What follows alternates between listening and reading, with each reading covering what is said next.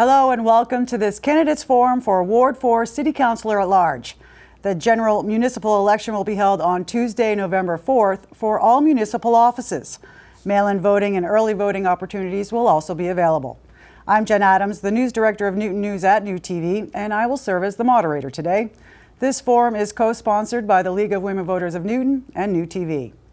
The League of Women Voters of Newton urges all residents involved in Newton's electoral process, whether as a voter, supporter, organizer, or candidate, to maintain integrity and reliability in all campaign activities, ensure that communications are relevant, truthful, and fact-based, become educated on the issues, be open to honest debate, maintain civility as we focus on our shared interest in Newton's future, and show one another courtesy and respect, especially where there may be a disagreement. The League is responsible for communicating with the candidates and organizing the format, questions, and moderators. NewTV's primary role is facilitating production and dissemination of the forums. The League of Women Voters is a nonpartisan, multi-issue political organization that promotes informed and active participation in the government. While the League encourages its members to become politically active, there are specific procedures in place to ensure the integrity of the forums and fulfill their commitment to being a nonpartisan organization that does not support or oppose any political party or candidate. Questions for this forum were solicited from the Newton League's member base and board of directors. Please be assured that all efforts are made to create a wall between all the candidates and League forum planning.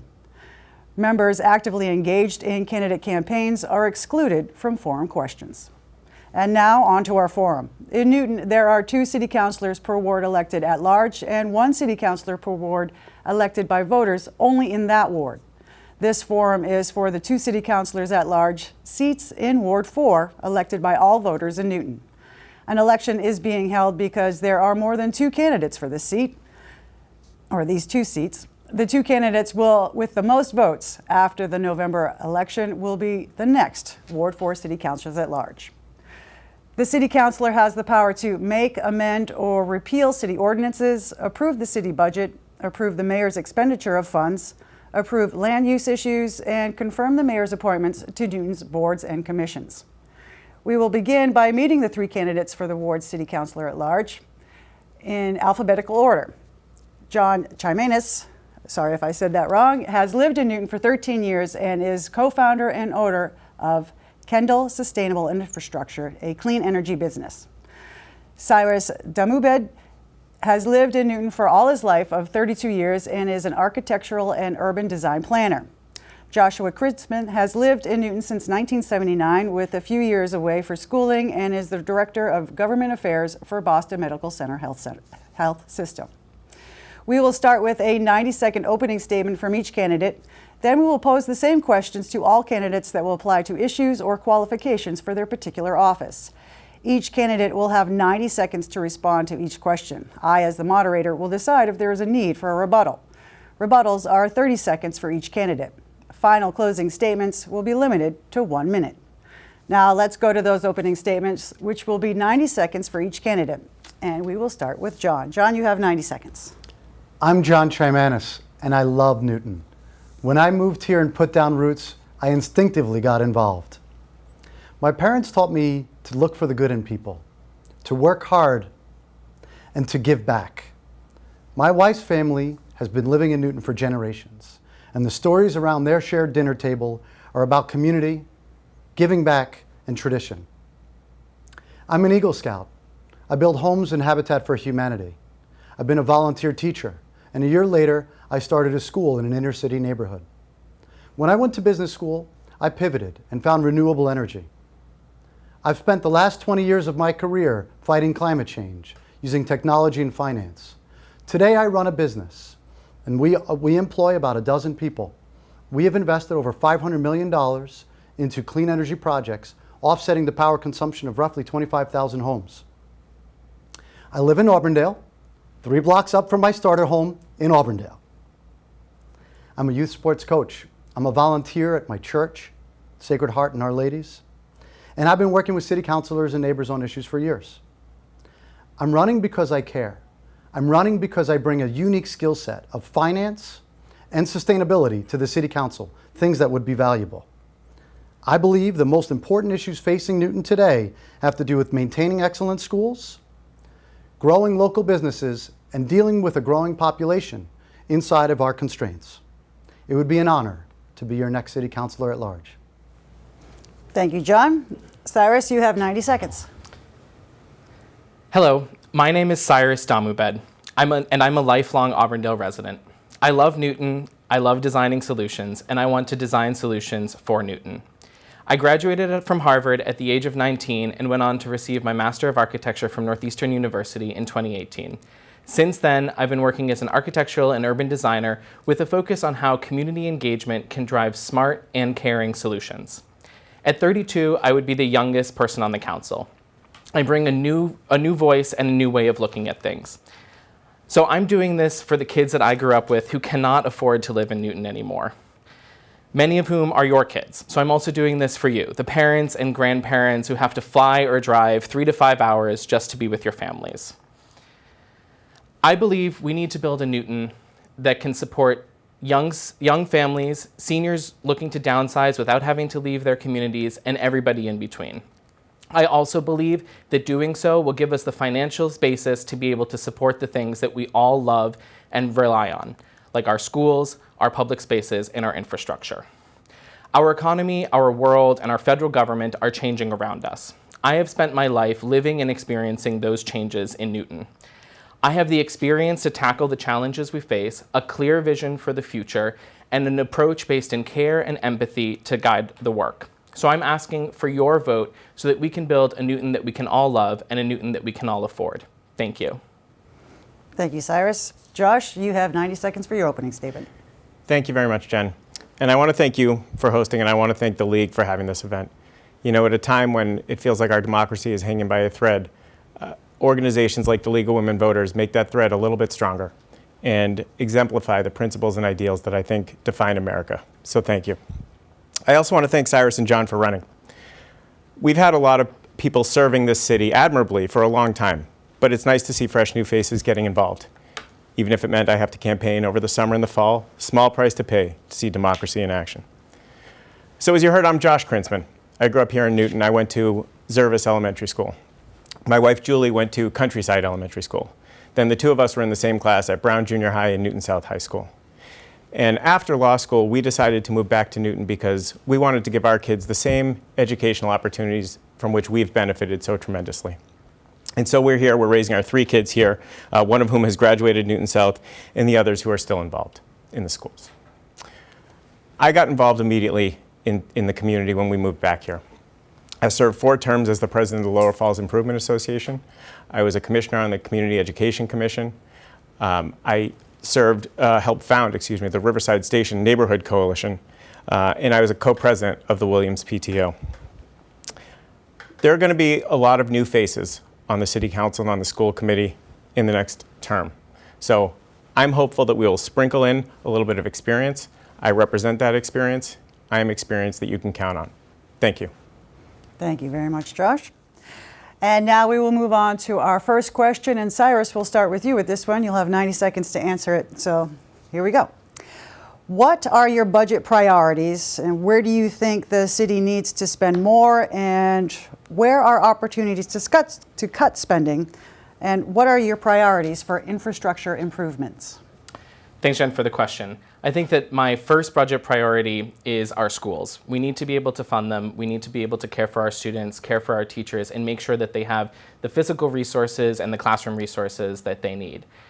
My other budget priorities are around, as you mentioned, improvements in our infrastructure. I think that we need to be able to invest in our roads, reduce the amount of flooding that occurs in Newton, and also invest in our public transportation. We know that our recent village center rezoning may bring some growth, and we need to be able to tie that growth to investments in our transportation infrastructure that make it possible to reduce traffic, as well as to make it easy to move around our city for newcomers and for people who are currently living here. Thank you very much, Cyrus. Josh, the question to you, would you like me to repeat it? No, that's okay. Okay. And thank you, Jen. So priorities are something that's very important, and especially when it comes to the budget. And so my number one priority has and always will be the Newton Public Schools. We have a fantastic new superintendent, Dr. Anna Nolan, and she has outlined a vision for the schools that is fantastic, and I have yet to find a person who disagrees with it. The only trouble she has is fully funding that vision. And so I am committed to fully funding that vision and getting as much money into the schools so that she can spend it wisely as possible. In addition, I think we need to put money into our infrastructure. And within the infrastructure, I include both the roads, the sidewalks, and our parks and recreational fields. I've worked over my time in the City Council to dramatically increase the budget on the fields, and I think we're starting to see improvement across the city, and we have big plans for the future as well. Two final things I'll mention are responsible growth so that we can help our revenues keep pace with our anticipated expenditures and grow accordingly. And I think we need smart parking policy across the city, and that will help us both grow in our village centers as well as provide opportunities for the residents. Thank you, Josh. John, the question to you. Questions about budget is something that's very near and dear to my heart. It's one of the places that I first got involved with the City Council on. You know, our budget today is about $500 million, and the Newton Public Schools direct allocation is roughly 55%. As a percentage, that is lower today than it was 10 years ago. We're spending more on principal, interest, and retirement service than we have historically. Looking at the budget in depth is key to understanding what's really going on. When I look at priorities, the Newton Public Schools are number one as well. We share that. I've got 3 kids in the Newton Public Schools as well. My oldest one is entering day, and my other 2 are still at Burr. So I've got quite some time left in the public schools. I too have met Dr. Nolan. In fact, I did that before I decided to run, and I think that she's got some great ideas, not just about running the schools, but about how to spend the money and where to find the money. The second thing is traffic calming in our residential neighborhoods. Every person I've talked to that has kids has said, I want people to slow down in our residential neighborhoods. And putting money into infrastructure that way is valuable. Third, road paving. Another issue that comes up every time I talk to people, and one of the foundational things that we need to keep doing. You know, one of the things I look at is costs are forecasted to increase above our revenues. So we need to look at where we can find additional revenues, and that's something that I'm curious with. We need to fight hard to get the public money. It's going to be harder now than it ever has been. So spending $1 on a grant writer that can earn $2 is money well spent. The second thing is I'd like to increase our commercial activity. $1 spent in Newton stays in Newton. And I think those are ways that we can increase revenue. And lastly, I'd like to look more at public-private partnerships. Thank you. Thank you very much, John. Moving on to question number 2, and Josh, we'll start with you on this one. Newton complies with the MBTA Communities Act, but compliance alone is unlikely to yield sufficient housing production. What additional actions would you support to promote housing construction? Thank you, and I just want to quickly go back to the fact that I think John invoked our children, so I want to say that my children are better than his children. I'm just kidding, John, I'm just kidding. So the Village Center Overlay District was a thoughtful initiative that I thought the city undertook last session as a result, as you said, of the MBTA Communities Act under sort of the direction of the state to expand housing opportunities in and around our village centers. I agree. I hear the folks who say that there is a housing crisis. I think there absolutely is a housing crisis, and I think we need to be doing everything we can to make available a variety of housing options in our community. I thought the VCOD was a thoughtful way to do that, and I thought it was the right decision to start with some of our village centers and not put it yet all across the city so that we can see if it's effective, and if it's ineffective, what else we could do in its place. So I think we need to be thoughtful in our approach to zoning so that we can allow developers to do more things by right so that they spend less time and less money, frankly, dealing with bureaucracy and city processes, but can actually get out into the community and build those housing units. Thank you, Josh. John, the question to you. Can you repeat the question? Absolutely. Newton complies with the MBTA Communities Act, but compliance alone is unlikely to yield sufficient housing production. What additional actions would you support to promote housing construction? Newton is a very desirable place to live in. And in desirable places, the price is set by demand. There's a huge demand to live in Newton because we have great schools, we're a safe community, and we're in close proximity to Boston. That makes it expensive to live here. But we need a diversity of houses. One of the best things that we can do is preserve our existing naturally occurring affordable homes. These are smaller homes on smaller lots. And existing homes are always going to be cheaper and more affordable than building new homes and new development. So preserving these homes is going to be one of the best ways to make sure that we can make sure that we've got affordable housing for our residents. The VCOD is an interesting policy, and it co-locates residential housing with commercial spaces. And I'm a strong supporter of doing that because it's good for the climate, because it cuts down car trips, and it allows people to get what they need where they live. I'm eager to see how these roll out. Also, finally, we have recently permitted or are about to permit about 3,000 new home units with a residential base of about 30,000 units. That's a 10% increase. I'm eager to see how we continue to support that increase in population and we continue to grow. And I think that's one of our roles as City Council, to look, to measure and evaluate, and then to do what makes sense next in a common sense approach. Thank you very much, John. The question to you, Cyrus. Would you repeat it again as well? Of course. Thanks. Newton complies with the MBTA Communities Act, but compliance alone is unlikely to yield sufficient housing production. What additional actions would you support to promote housing construction? Thanks for the question and for repeating it. So I think one of the things that we need to do is look at our underused manufacturing and former manufacturing districts and consider creating commercial by right development there, zoning for the ability for developers to build the kinds of buildings that would attract commercial spaces, as Josh and John have both referenced, but also look at what would a mixed use district in those areas look like to be able to bring housing to those areas as well. I think we should also look at smart and innovative policies that are being put forth at the state level and seeing how we could work with state partners or with local zoning experts to be able to achieve them. Things like single stair zoning, which would eliminate the need for a secondary staircase in smaller buildings.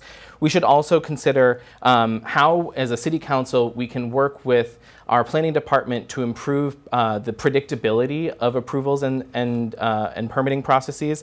And that will help us make it possible for developers who are looking to develop something to know how long the process will take, the cost that it will involve, and when they would actually be able to get shovels in the ground. We can look at examples like this from places like New Rochelle outside of New York City, where by doing reforms to their zoning policies and to their approvals process, they were able to keep their rental increase to 1.9%, while the region around them increased by 25%. So see, these are some of the policies that I would like for us to look at. Thank you very much, Cyrus. You have 30 seconds, yes, for a rebuttal. Thank you. Appreciate that. I just want to add that there are limited number of spaces in the city that are untapped, but one of those is in my neighborhood, the Riverside T Station.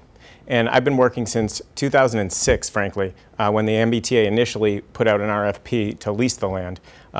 With the neighborhood, I've been working closely on a liaison committee with the developer and neighbors to get a proposal for that parcel that will work. The latest iteration of it that we've seen includes about 750 units of housing. Frankly, I would like to see a little bit more retail at the location as well, but a mixed-use development there makes a lot of sense. Thank you, Josh. Okay, we're moving on to our third question, and John, we'll start with you on this one. How can Newton become a more business-friendly city? What are the biggest issues facing our local businesses? What can the city do to attract new businesses to vacant storefronts in our village centers? I think that's an excellent question. A vibrant city has vibrant commerce, and a dollar spent in Newton is a dollar that stays in Newton. We should find ways to encourage local businesses to come and set up so that not only do they make life richer for all of us, but they're also an investment in our city. First thing I would do is I would work with the EDC, the Economic Development Commission. I think we need to make our process easier. I heard a story recently about a sandwich shop that was trying to open up in the town of Nonantum. It took that individual nearly 9 months. Entrepreneurs struggle to make the next payment. 9 months to open a business is unacceptable in a city like ours. We need to cut the red tape. We need to make it easier and quicker for them to come on in. I think an investment in the arts is another area that we can do that. Investments in the arts often bring a lot of other culture around it, and culture equals spending, and that encourages businesses to set up shop.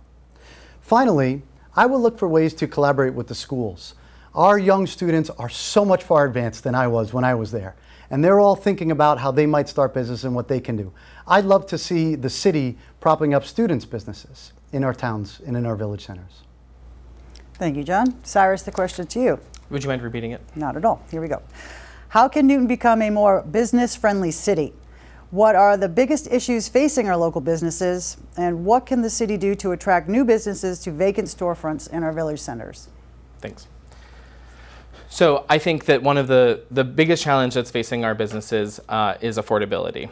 And we also know that through our rezoning, we do create development pressure that can sometimes encourage existing landlords to end leases or not renew leases on the schedules that we would hope to see.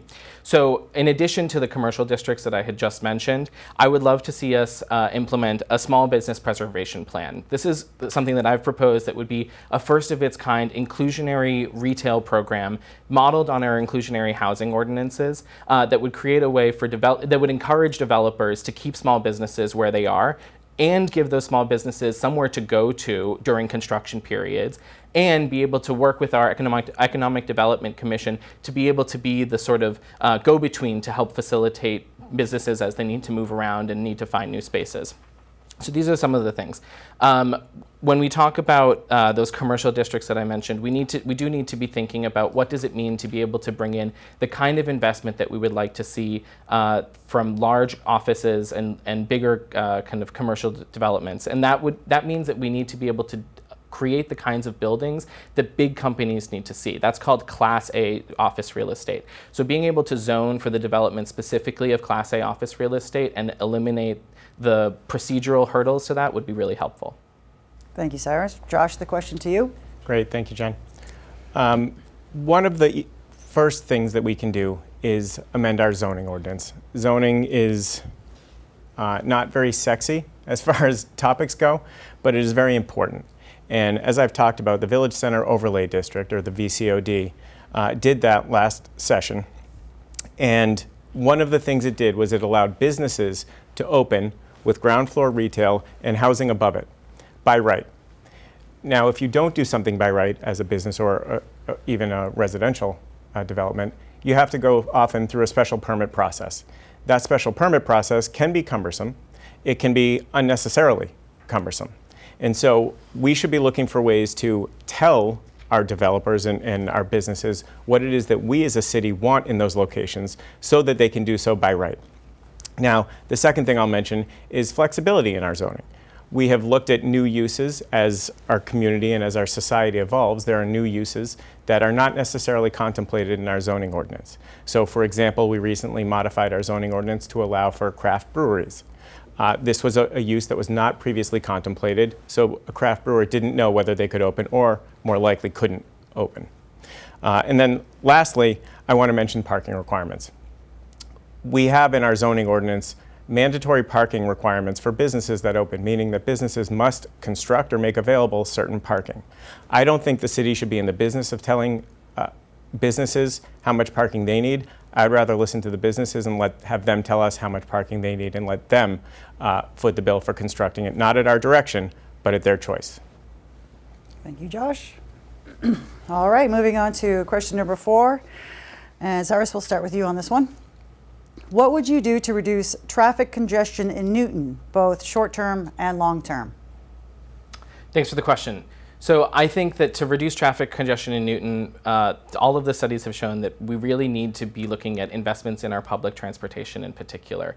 And that means everything from our commuter rail to the Green Line that runs through the city and our buses. So I would love to see us investigate, for example, a pilot program that invested in our express buses that go into Boston and making those free for a time. I'd love to see us finally get Auburndale, West Newton, and Newtonville stations built, and not just built because it's important that everyone be able to use the trains, but because they are currently an accessibility issue, which means that we are leaving people out of access to those, which is a terrible thing for us to be causing. And finally, I'd love to see us, create an additional system for seniors to be able to move around the city without needing a car, so that we can provide them with access options, and also create more options for biking and walking. Right now, we have a couple of pilot programs that have created safer, I'm a biker, I bike down Washington Street, safer bike lanes that make people feel more comfortable biking and doing those last mile or sort of shorter distance trips. And I think being able to invest in solutions like that, smart solutions like that, would be really helpful. Thank you, Cyrus. The question to you, Josh. Thank you, Jen. Cyrus is right that one of the first things we need to do is upgrade all of the commuter rail stations and make them handicap accessible. They are not currently, and in fact the one in our ward, the Auburndale commuter rail station is not currently slated to be upgraded. Continue to work on that. I know Congressman Auchincloss is working on that. Representative Kay Kahn worked for a long time on that. Congressman Barney Frank was working on that. Senator Cindy Cream, and now Representative Sangiolo. I will continue to work with them to get those upgrades in place. It continues to be a priority both for our ward and for the city. Second, I want to go back to parking. I know I've talked about it before, but when we require parking spaces to be built, what that does is encourage more cars to come and park in those spaces. We know that parking creates traffic. So again, I don't want to mandate that any parking be created, but allow for parking to be created as necessary. And then lastly, I just want to mention, like Cyrus said, the alternative modes of transportation. I think we're doing a really good job as a city of creating more bike lanes and making our city bike and pedestrian friendly. We need to expand upon that and do so in a way that limits the flow of traffic, limits the speed of traffic, does so in a safe way that allows our residents to navigate the city more easily. Thank you, Josh. The question to you, John. Would you repeat the question, please? Of course. Thank you. What would you do to reduce traffic congestion in Newton, both short-term and long-term? Traffic is almost always a question that comes up from anybody that you meet as, what are you going to do about traffic? The public transportation is a key way where you can pull people together and you could cut down on car trips. I spent some time looking at the maps, and we really have very limited options for public transportation, even our commuter rails and our buses. One of the things I'd like to see is maybe some pilot projects that copy what some of the local universities do. They use shuttle buses and shuttle vans, and they go from areas of high population to areas of commercial districts. And I think in a public-private partnership with no money, I wouldn't suggest buying these shuttle vans, but maybe contracting with a contractor, having people shuttled back and forth and see how that works. It's something that you could do on a limited basis. The second point we can do is developers, just like Riverside, that are located proximate to the commuter rail and T stations, they could give discounted rail passes to riders. And I think that's a good way that that developers can invest in the people where they're developing, and they can help cut down that way. The third thing, it has to do with bikes, and bikes are fantastic. They're, it's healthy to ride a bike, and it cuts down on a car trip. They're not for everybody. You have to be physically able, and you can't take your 1, 2, or 3 kids to 3 different area activities after school on the bike, but they're valuable. What I think we need to do is do a little bit smarter planning when it comes to where the bike lanes are located. I would think about locating bikes on less traveled roads as opposed to thoroughfares. And I think, think about like the Washington Street pilot. That's a thoroughfare. We've had 2 lanes of traffic in both directions. Austin Street, just on the other side, might be an interesting place to locate a bike lane where you can segregate and keep people safer. Thank you, John. Okay, we're moving on to question number 5, and Josh, we'll start with you. What is Newton doing to address climate change? How effective are these efforts, and what else could or should we be doing? Thanks, Jen. We have recently adopted climate action plans and climate action resiliency efforts. We have updated our energy codes and our building codes. We have done some really, really good work. We did have a serious debate during the last session about eliminating new gas hookups. We ultimately decided to eliminate new gas hookups. We also, again, adopted those plans and started making strides towards implementing them. We're now requiring our larger buildings to report their energy usage so that in the future we can contemplate ways to help them reduce their energy usage. I support all of those efforts. I think we need to remain cutting edge and keep looking at new and different ways to help folks both reduce their energy usage, but also to rely more on renewable energy sources as opposed to the crumbling gas infrastructure that we have in our city. We know that the gas companies have leaks all over the city. It is a tremendous problem. We get emails on the city council from residents in areas who say that they're smelling gas leaks. And we also often have to intervene and get the gas company to come out to repair those leaks. And so we need to do everything we can to both stop the crumbling infrastructure, but also shift ourselves to a renewable energy economy. Thank you, Josh. John, the question to you. Green energy is an area that's very close to my heart. I've spent the last 25 years building a business. I've risked everything to start that company because I believed that the climate was a really important issue to my family and future generations. My company's success shows that clean energy and sustainability measures make good business. I've worked with towns to take them net zero. I lecture on project finance and public-private partnerships at Babson in Villanova and the Harvard Kennedy School and Northeastern University. I advise clean tech startups. This is a world I know very well, and I hope that I can bring to the City Council to help us move our objectives forward. Effective policies create win-wins, oftentimes saving money and at the same time making things more livable. Those are the ones that work. The tree ordinance that we have is fantastic, and I think we should strengthen it. A green canopy not only makes our life more livable and cooler, it's a fantastic way to sequester carbon. Second, solar on buildings and schools and parking lots is a great option. If you buy a solar project, in about 10 years it'll break even. That piece of technology will last for 30 years. That's 20 years of making money on something that you weren't previously. When we talk about budget objectives, this fits in so nicely. Finally, public-private partnerships. When we look at energy efficiency and retrofits, these are going to cost large dollars. But there are ways to do it without spending any of the city's money and immediately realizing savings on your bills by working with a private company that can finance these. Thank you, John. Cyrus, the question's to you. Thank you. Yes. So in my experience working in architecture, I have dealt a lot with the environmental performance of buildings. We know that buildings globally are the largest producers of carbon emissions. So I support all of the efforts that the City Council has taken recently, our climate action plans and our efforts to increase improve building performance through BERDO. I also support the ongoing efforts through the Public Facilities Committee to begin the process of transitioning us away from natural gas. And I would support new and more stringent policies for large buildings around environmental performance, like FIAS, which is formerly known as Passive House, or WELL, which is a policy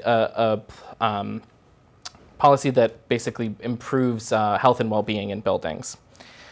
I also support our tree ordinance, and I think it's really great and really strong, but I think it can be stronger, and I have proposed a strategy to tie preservation of trees to starter homes, and as well as looking at preservation of trees in historic districts and specifically in environmental justice districts. I think that we need to advance efforts to preserve a clean and healthy Charles River. And I think that we should look at how we'll be able to financially support some programs that help us transition to renewable resources as federal and state subsidies for those begin to wind down in the future. Thank you, Cyrus. Josh, you have 30 seconds. Thank you. I know both John and Cyrus mentioned the tree ordinance, so I just want to rebut that by saying thank you. Because it was the Programs and Services Committee that met, I think, 13 times working on the tree ordinance, updating the tree ordinance, and I think made it a very strong ordinance that helps reduce the number of trees that are cut down in the city and also ensure that those trees will be replaced. I also want to say that as we worked through BERDO, which I think folks support, one of the important things that we did was we worked with our residential property owners, we worked with our businesses, to get to solutions that made sense for everybody. We had to compromise in certain places, but I think it was smart policy. For example, I talked about the gas, prohibiting gas cutoffs or new gas hookups. We made an exception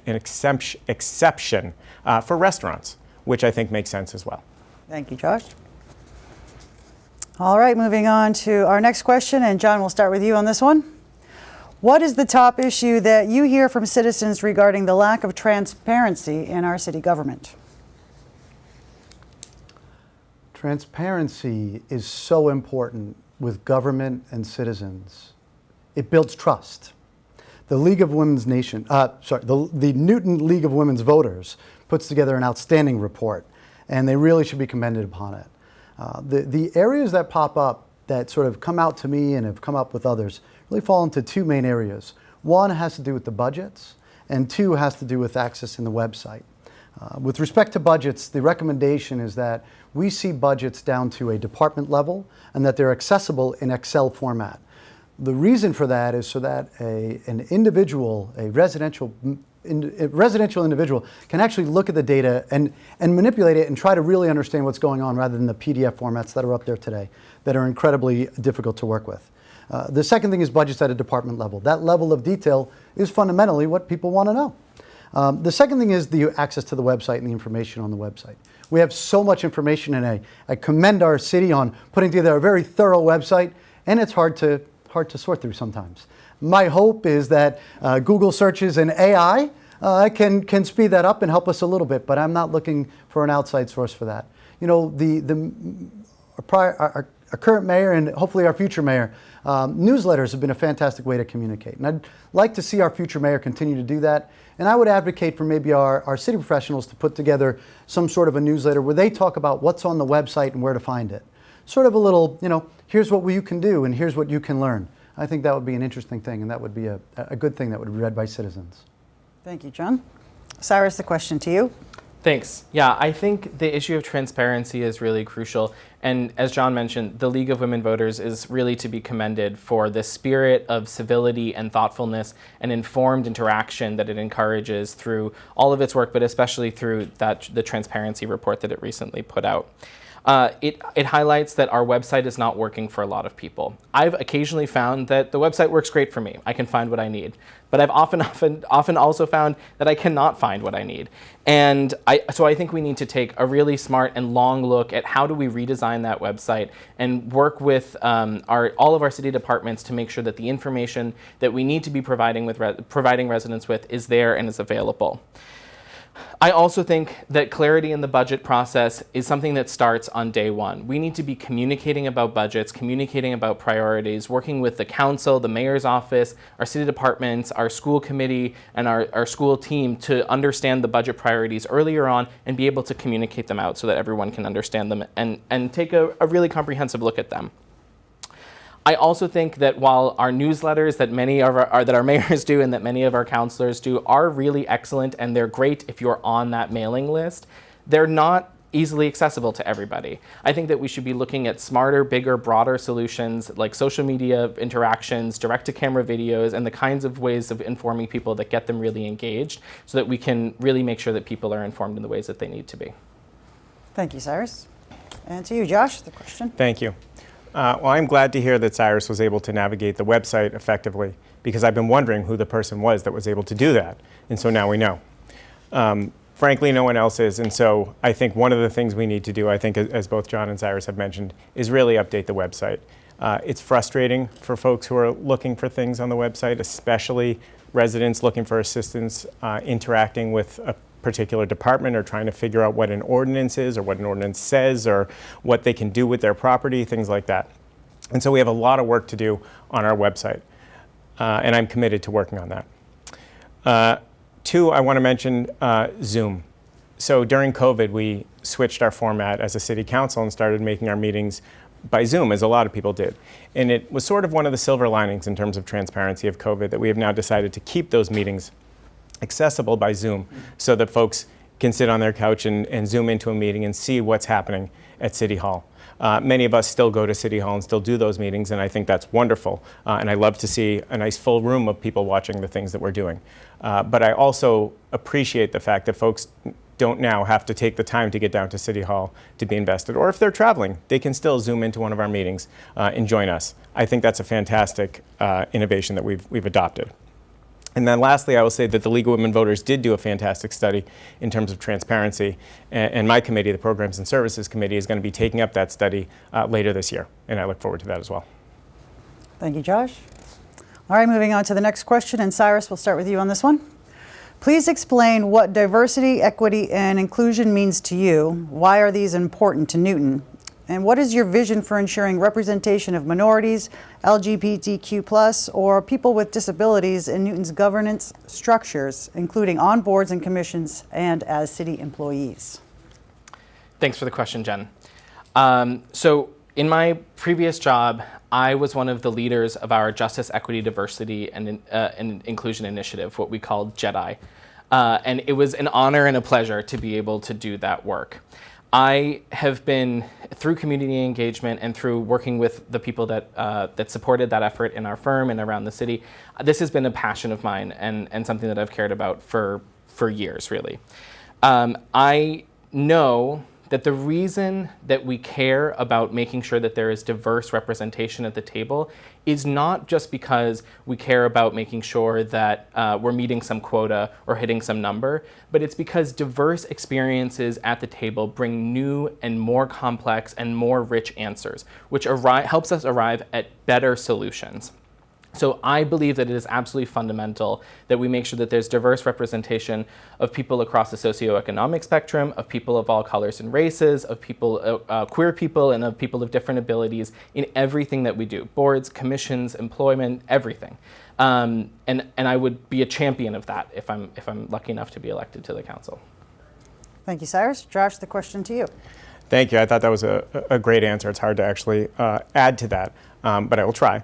And I will say that we as a community need to be careful not to exclude members of our community or populations that have either felt or actually been excluded from decision-making processes, employment opportunities, residential opportunities, or any opportunities, educational opportunities within our community. And to me, that's what DEI does, is it helps reach out to those populations and those folks who have felt excluded and make sure that both they know that they're included and also actually includes them, like Cyrus said, in the decision-making process, in the determination of policy, and in the application of those policies. From my vantage point, I think we are better when we are inclusive. Thank you very much, Josh. And John, the question to you. Can I ask you to repeat the question? Certainly. Thanks. Please explain what diversity, equity, and inclusion means to you. Why are these important to Newton? What is your vision for ensuring representation of minorities, LGBTQ+, or people with disabilities in Newton's governance structures, including on boards and commissions and as city employees? As a business leader and somebody that manages a staff, as well as I'm responsible for hundreds of other people, what I've learned is that a variety of viewpoints is how you get to the best answers. And the second that you exclude somebody from that process, you're limiting your ability to come to the best answers. To me, that's why we want to be the most inclusive society that we can be. I believe in having a variety of viewpoints whenever we have a committee or whenever we have a group. In my company, I try to hire people with different viewpoints and different backgrounds and different experiences, and that ultimately leads to a much richer outcome. I think Cyrus gave a great answer as well. One of the things I think about is when somebody doesn't feel respected and represented, that's when we've failed. I like to believe that our city and our community is focused on character first, but I think it's important to make sure that all voices are being heard. So being respected and represented is really the key to a successful city. Thank you very much. Cyrus, you have 30 seconds. Thanks. I just wanted to add that it's not just about not excluding, it's about the efforts to actively include people. We have to, as city councilors and as leaders, we would have to be the people that go out and do the work to bring people to the table. This is not a passive process of hoping that people come to us, but is really about doing the active work. And I think efforts that do that also help to make sure that our young people and our students feel safer and more comfortable in their schools and represented across the diversity of the city leaders that they see. Thank you very much. Josh, yes, you have 30 seconds. Thank you. If I could just add to that, it was great that Cyrus rebutted John and mine's praise of him, so that was good. But I just want to add to that. In terms of the boards and commissions, they're absolutely right that there are a number of boards and commissions across the city, and there are a number of opportunities, openings on those boards and commissions. Mayor Fuller did a good job, actually, of publishing those, making those available so that folks could go through and look at those. But I also think it's incumbent upon all of us, especially the city councilors, to bring those opportunities out to the neighbors we know, about residents we know, and say, hey, here's an opportunity. This is a great way for you to get involved, sort of a low-stakes way for you to start your entrance into public service. Thank you very much, Josh. Yes, John, you have 30 seconds as well. Since you mentioned boards and committees, I think it's one of the best ways that we can be actively including. One of the greatest assets are our residents in Newton. We have incredible, world-renowned individuals that have worked hard that can bring us so much insight, and we should be including them. I think another area that's often overlooked are our students. Again, students in the schools are looking for ways to get involved, to build their pre-college resumes or whatever they choose to do later in life, and including them in the committees and the search, that could be an interesting way. And once a student gets involved, their parents often get involved as well. Thank you very much, John. All right, moving on to our next question. And Josh, we'll start with you. How would you like to see the council use its authority in budget process to ensure adequate funding for the schools? Thank you, Jen. That's a good question. We saw during the last budget debates that a number of city councilors felt that the budget proposal put forward by the mayor was insufficient. And we saw a debate go on both in the Programs and Services Committee when we were entertaining the school budget with school department officials, but we also saw it before the full council as the full council was entertaining the budget. The frustrating part is that the power of the city council is limited. 2 years ago, the city council actually voted no on the school department budget and on the overall budget, and the impact of that was for the budget to go into effect as is. There are some constraints there around schools because there are minimum funding levels that the state requires, so the city council can't exactly zero out that budget, but the power of the city council is usually to reduce or not accept a budget proposal. When the city council is in the position of seeking more funding, there's very little it can do. But it can do things. And what we did last session was we used our power over other items to not approve other items, to not approve other priorities of the mayor until the mayor and the school department came together, agreed upon an appropriate funding level, some additional resources were given to the schools, and then the city council moved on. So again, our powers are limited, but we can use those powers and we can use them to wield that authority so that the funding gets enhanced, especially for the schools. Thank you, Josh. John, the question to you. As a parent of 3 children in the Newton Public Schools, I care deeply about funding the schools and meeting the needs of the children. As a teacher, and my wife who is a teacher, I think it's really important to create a workplace where the employees, which are the teachers, feel good. Where people feel good, they work better. And I think that rebuilding bridges between the city council and the schools committee and our teachers is an important thing that has to do with the budget process, but I think it's bigger than that. And I look forward to being a part of that. As Josh mentioned, the city council is fairly limited with what we can actually do once that's put forward. But I have a lot of optimism that whoever our future mayor is, that they will be supportive of funding our schools budget. The second thing is we can support our schools committee. And we should build more bridges between the city council and the schools committee to understand what's going on and where the needs really lie. We must support our student services. Finally, we can work with Dr. Nolan. Dr. Nolan has an intimate knowledge of the budget. I've sat down with her at length, and we've talked about where things come from and where things haven't come from and where they could come from. And I'd like to continue up that dialogue, and I'd like to continue to support that. And I think that's one of the greatest things that we can do as a city council is to really understand what does the schools need. It's not just a number. It's a number that's broken down into many parts, and we should understand how we can support that better. Thank you, John. The question to you, Cyrus. Thanks. Yeah, I agree with both what Josh and John have said here. I think the challenge is that the city council does have limited control over the schools and over the school budget. But I think that the strategies that Josh was explaining about how we can go about finding ways to work with the mayor and to work with the school committee to reallocate funds smartly is a good process for, in the situation that we're in. I also think that it's incumbent on the city council to be able to find smart ways to grow revenue so that the mayor and the council are not having to make difficult decisions about how to move money around and which things to not fund. And that to me means that we will need to be able to grow our commercial tax base so that we can have a broader revenue stream to be able to fund the things that we care about, like our schools. I agree that we need civility and bridge building in the way that we interact with each other, in the way that we interact both within the council and in our interactions with the school committee and with the mayor. And I think that working with Dr. Nolan and starting early conversations with the school department, with the school committee, with the mayor's office, and with the council is going to be the way that we can understand their priorities early on and come up with clear and thoughtful strategies for how to make sure that their schools are well funded. Thank you very much. Josh, you have 30 seconds. Great, thank you. I just want to add on to that, which is that almost every candidate for a municipal office, especially here in Newton, talks about supporting the schools. And that's great, that's wonderful, I think we all should. But there's sort of an old adage, right, which is tell me your priorities and I'll listen. Show me your budget and I'll tell you what your priorities are. So I would like to see people put their priorities into action, especially when it comes to the schools, because over the next few years we have some serious financial challenges, especially with the school budget, some discrepancies between our revenue and what the proposed budget will be with, regular growth. And so this is an issue we're going to have to really deal with over the next few years, and we'll see where people's priorities really are. Thank you, Josh. John, you have 30 seconds. I would like to add on that I believe looking at our commercial tax base as a place to increase our revenue is important. I think that finding places to increase revenues is key. That's a very basic way that we should be able to do that, and that comes back to investing in our commercial areas and investing in Newton. Right, $1 spent in Newton is $1 that stays in Newton that's multiplied in Newton.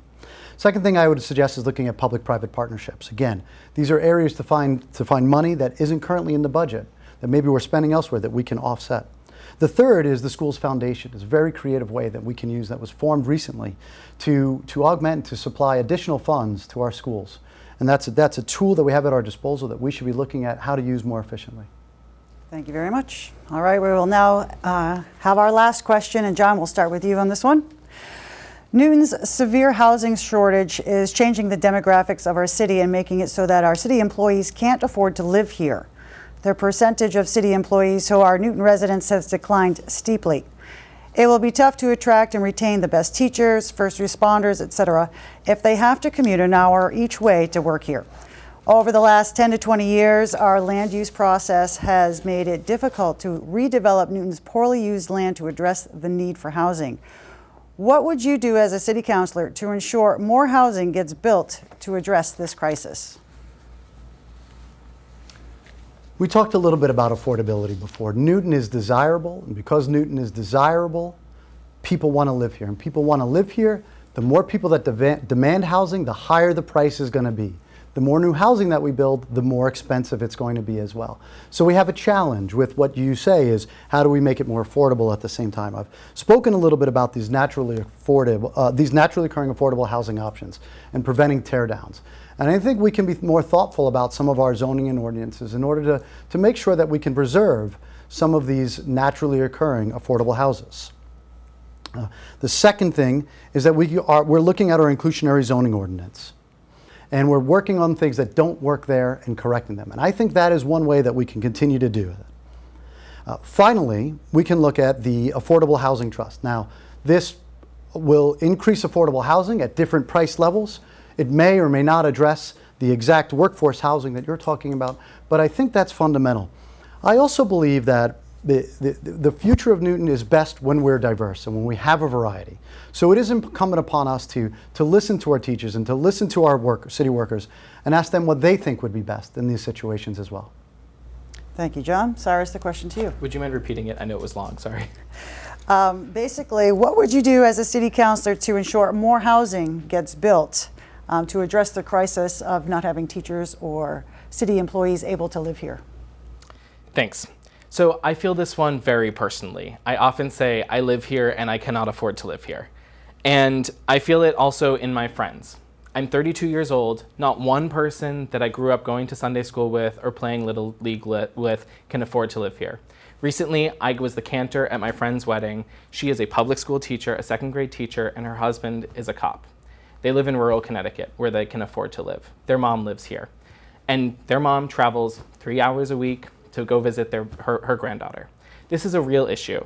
I think that we need to take a serious look, as I said, at creating not just commercial districts, but multi-use districts that would allow for the creation of more housing.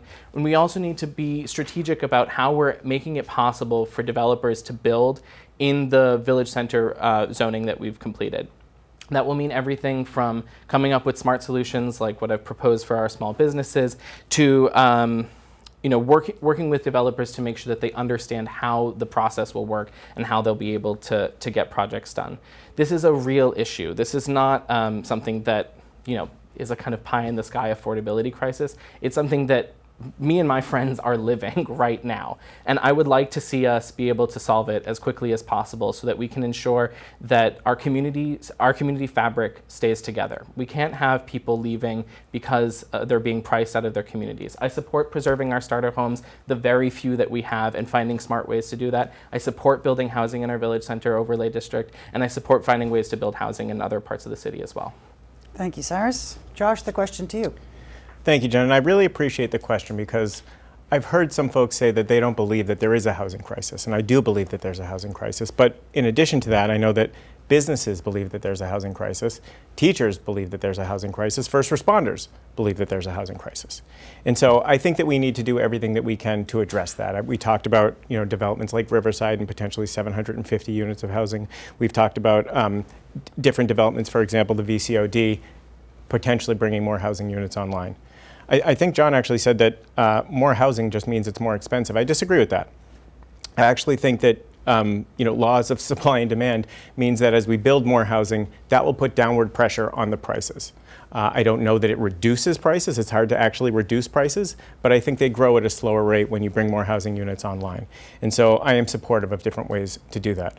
I also just want to quickly point out that during our entire time here together, I haven't asked for a question to be repeated. And I want to point that out to my wife, who thinks that I don't hear very well or have selective hearing. But maybe I do. Thank you. Thank you very much, Josh. We have time for one rebuttal, so yes, John, you can have it. Josh, I think the supply and demand of housing it's a complex issue. And I'd love to share some information with you if you're open to talk about it sometime on that. I've looked a lot at different cities and urban areas where the demand is very high and you have limited constraints, meaning you have finite borders and where you can build. And I'd love to share that information with you and discuss, because I too want more affordable housing. I want a diversity of people as well, of housing units and everything. And look, I fought hard to come and live in Newton. I grew up in a town where everybody had to move out too. It was Bayside, Queens. And all my friends live in other places. So I'd love the opportunity to share with you guys. Thank you very much. All right, now we're going to move on to closing statements. And each candidate has 1 minute. And Josh, we will start with you. Great. Thank you, Jen. Thank you again to the League. It's truly a wonderful organization that the League of Women Voters is, and it makes Newton a better place. The League's involvement in our politics makes Newton a better place. And so thank you. I think during our time together here, I think you've heard a little bit from each of us. I would encourage voters to go to our websites to see a deeper dive sort of into the policies that we believe in, maybe get a better vision for who is supporting each of us and what they believe. And again, a better idea of the fundamentals that underlie our campaigns. It's a little difficult to go into all that here in this short time. Look, in November, we have a lot of change coming. There's going to be 7 new members of the school committee. There's going to be at least 7 new members of the city council. And we're going to see a lot of new faces in elected government. I think we need to mix that with some experience. I believe that I am experienced that you can count on. So come November or sooner, if you prefer to vote early, I would ask for your support as one of your votes from Ward 4 Councilor-At-Large. Thank you.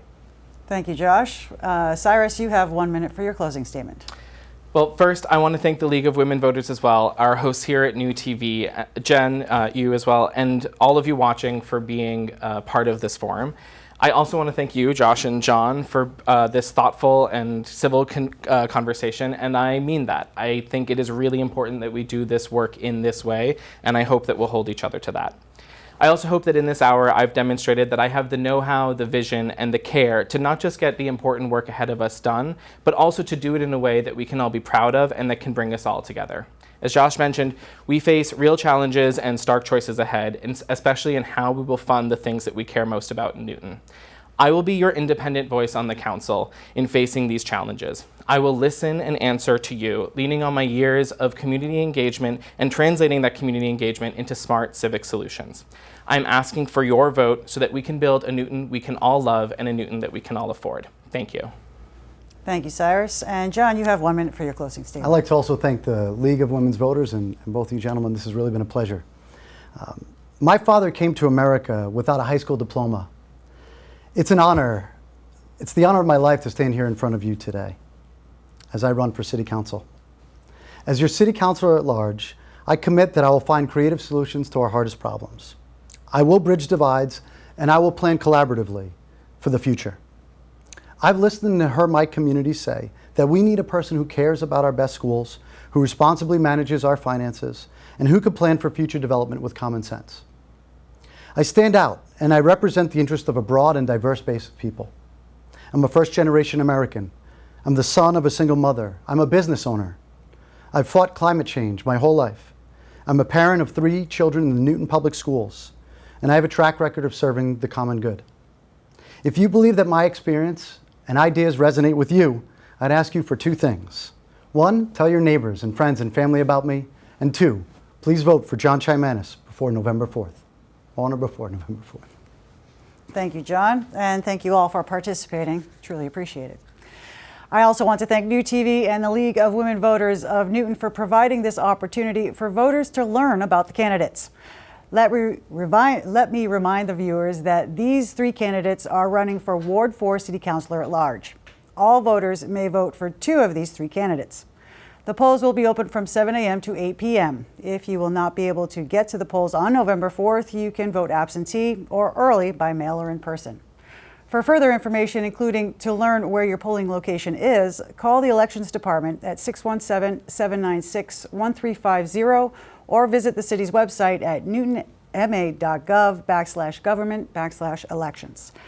Be sure to check the Newton League's website at lwvnewton.org for more information about their upcoming Voters Guide. Today's forum is a co-production of NewTV and the League of Women Voters of Newton. Any use or reuse of this program requires the approval of NewTV and the League and must be shown in its entirety without any editing, only after the program initially airs on NewTV. The League of Women Voters, as a nonpartisan political organization, does not support or oppose specific candidates or political parties. It does, however, take positions and advocate for issues that it has studied. Membership in the League is open to all people. Contact or visit lwvnewton.org and follow them on Facebook and Instagram. NewTV is Newton's award-winning state-of-the-art media center, specializing in television production, training, and building community partnerships. It is Newton's primary source of locally relevant programming. Membership in NewTV is open to all Newton residents. For more information, call 617-965-7200 or visit the website at newtv.org. I'm Jen Adams for the League of Women Voters and NewTV. I thank you for watching. Participate in our elections and remember, democracy is not a spectator sport.